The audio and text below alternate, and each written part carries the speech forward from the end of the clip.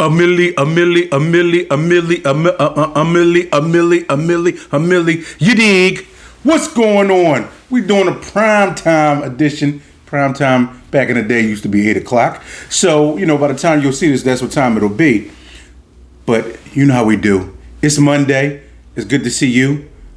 I'm glad to see myself because guess what? Over the weekend, check this out. On Sunday, I ate some wings, right? And I'm just telling anybody don't do this. They were garlic parmesan wings. And I paid the price all day yesterday and still some today. All right, so that's, to be honest, why we're getting a little bit of late start. You know what I'm saying? Because the Pepto has been in full effect. But besides that, I just want to thank everybody, the homies, the crew down in the DMV for doing our podcast over the weekend. And I really, really sincerely appreciate Ty, Will, L, and Eb for doing that. And we're also going to have more stuff, coming up, more group collabos coming up just with different people. But speaking of that, we're going to continue talking about, and this will be the last time that we cover this for the week. We're going to go into other topics, but it just always makes me think about when people talk about, and shout out to the homie Dez because he brought this up, and I kind of know what side he stands on, and he knows what side I stand on. And, he was talking about how there have been mixed reviews about how people feel about the National Guard being placed in D.C. And they're now touting, there haven't been 10 homicides in 10 days. There haven't been these things going on and all that other kind of stuff going on. Cool. But is that sustainable? Is that sustainable when you deploy National Guard, people who, because I want to remain objective and say, hey, listen, I understand. I live in a big city where you don't want a certain amount of crime, where you definitely want to try to quell the violence and just different other stuff, because it's traumatic. Even, and I've said this before, like some nights when, I'm knocked out or whatever, and it sounds like somebody's drag racing a Challenger or a Charger, whatever they made up, down the street in the middle of the night. Or one night when somebody's obviously in a cop chase and it just sounds crazy. You know what I mean? Or you hear gunshots. It's crazy.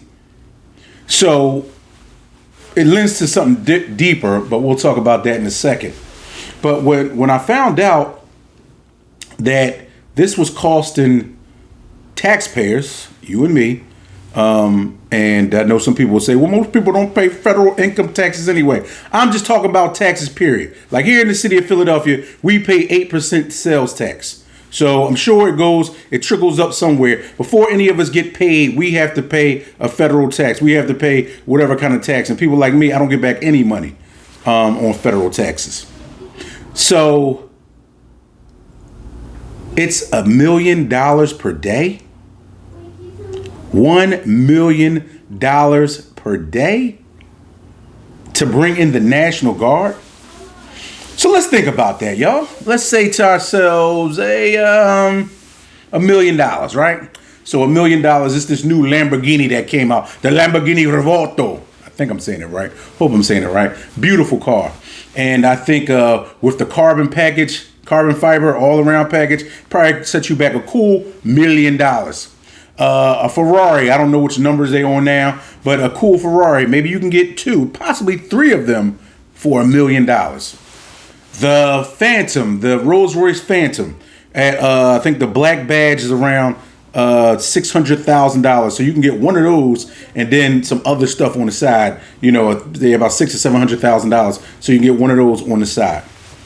What am I saying here? What I'm saying is that this is money, taxpayer money, that's spent to do something that it was not meant to do.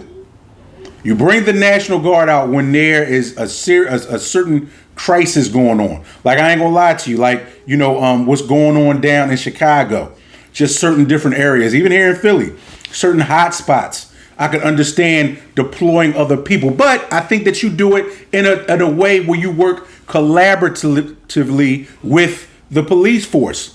Because let's just say, for instance, if you were a police officer and, now they're bringing in these National Guard people, which is cool. You may look at it like, well, they helping us out or they're doing whatever. But what's the first thing you would probably think? The first thing you would probably think, especially when you hear the stat that's come out about it being around $1 million, probably more, per day to deploy, I think, about 2,100 National Guard members. It comes out to over $1 million. Well, let's see. Let's think about Washington, D.C. The average salary is a salary range based off of education, experience, just different things like that. So the average salary, and it's high as heck to live in D.C. and the whole Maryland area, the whole DMV area, the average salary is $55,000 to $69,000 per year. Now that's not with overtime. But did you hear what I just said? $55,000 to $69,000 per year is the salary of a police officer in DC. I believe the detectives, from what I was reading, maybe around 140, 139. But we all know getting to the level of detective takes a pretty long time. 9 times out of 10, you really, I think, have to start off as a traditional police officer in most cases. So let's think. Because remember how I was just talking about how we did it with the cars? Let's do it now with actual people. So, let's just say, how long have they been deployed? Let's just use a nice round number and say that they've been deployed for 15 days. The National Guard, that is, in DC. Let's just say it's 15 days. 15 days, that's $15 million. $15 million. Now let's break it down smaller than that. So if the average police officer in DC is making $55,000 to start, for one day, they could have put that money into hiring 20 new police officers for the whole year. For the whole year. 20. 2 days.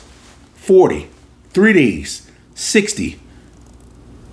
And so on and so on and so on. One of his big things, and when I mean him, President Trump, one of his big things was running on, this is wasteful spending of government funds and everything, kind of like the Army birthday party he threw for himself. And see, these are the things that we have to be real about. These are the things, whether you like the guy or not, these are the things that we have to be real about. And I think that a lot of times, especially still with the what's the guy's name? Oh my gosh. The petty guy, I'm drawing a blank. Epstein. Even with that, because he's still trying to shroud all of that with all of this other stuff. So when you think about it, you could have gotten 20 full-time police officers in a city that you claim needed it for 1 day of work of the National Guard. So let's just see again. So at $1 million a day, roughly, you keep them there for 1 year, that's $365 million. That could have gone into the infrastructure of the city. That could have gone to start to develop different programs and different things like that. And see, this is when I say I take such a hardline stance against a lot of the stuff that he stands for, because see, it's never to really better anybody. It's only to protect how he feels about things. It's never to say, hey, look, since they're so good at looking at budgets, they just passed the big, beautiful Bill Act. You mean to tell me this is the best use of taxpayers' money? It's to spend $1 million a day?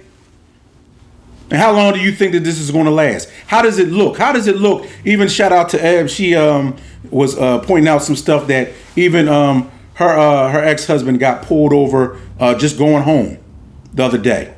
You know, you got guys out there with AR-15 rifles and all that other kind of stuff. What kind of look, like LC said, what kind of look is that for the kids?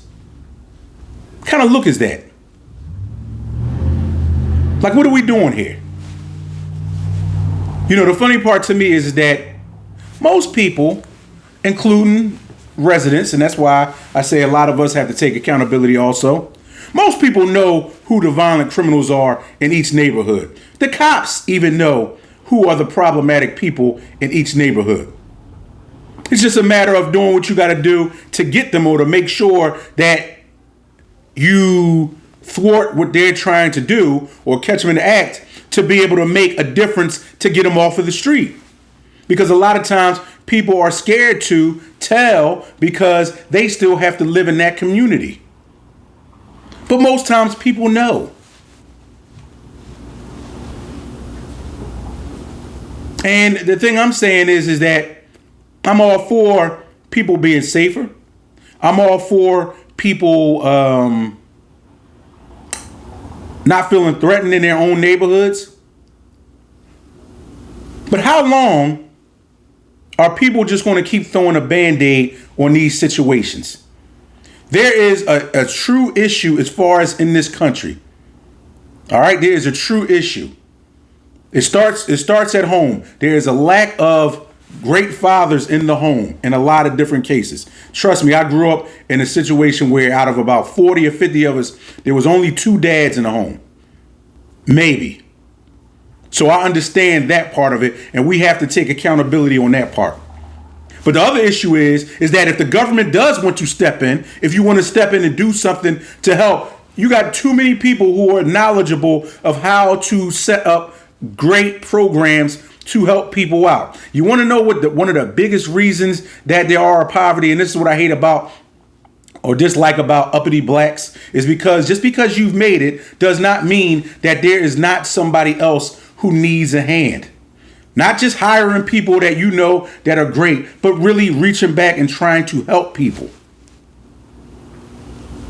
Because like I always say, the same person that could wind up shooting somebody that lives in the hood is the same person that could come out to the suburbs, going through in a stolen car, smash into your car or smash into your house or do a B&E or any of that kind of stuff. Because what happens is that when people are hungry, they will do just about anything. And that's not even an excuse. So like I said earlier, let's go a little deeper. If there were better programs, because we already know what the situation is. Let's keep it real. Everybody knows. If there are a lack of black fathers, good fathers in the home, then what is the next best step?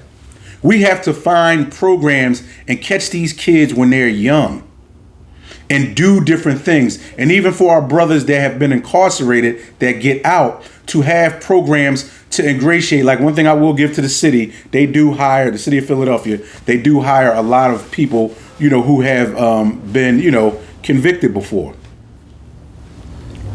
But there has to be more before it gets to that point. There has to be more before it gets to that point. We live in a city with I live in a city with 4 major sports teams right in the confine of the city. And there needs to be more that's done. And sometimes that's what I said. Sometimes with black uppity people, they kind of get like in the thinking of how these other people are. Where it's like, okay, we're in the city, but you know what? Let's let the police handle that. Let's let the judges, let's let the DA handle that. No, it's an all-encompassing thing.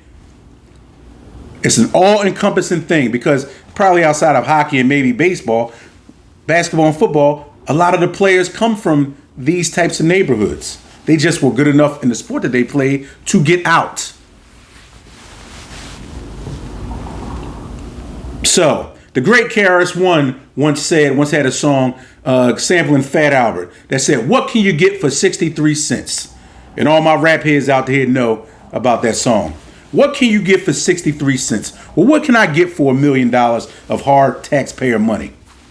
What can I get for it, Sir Trump? What can I get? Somebody tell me, what can we get? We can't do anything in the community for a cool $1 million a day? Can't get anything except start to risk these National Guard members' lives and all that stuff because, let's face it, we all know typically what will start happening. People will be on their best behavior for a little while, and then the crap will start back up again because you don't have enough people to control or patrol every block in these major cities. But what we all have are minds, so that you can start to change the thought process where that taxpayer money goes to helping people out, helping people be better, not taken away from, helping them to be better. And like I said, we all know what the issues are. We don't have to keep rehashing them. We know that he's targeting all of the black young kid people who they think are doing all of the crimes. But hey, that's just my opinion. You tell me what you think. Make sure you like, comment, subscribe. And I hope you enjoy this primetime edition. And I'm trying to think. Did we forget to do something? Oh, yeah. Live life. Don't let life live you.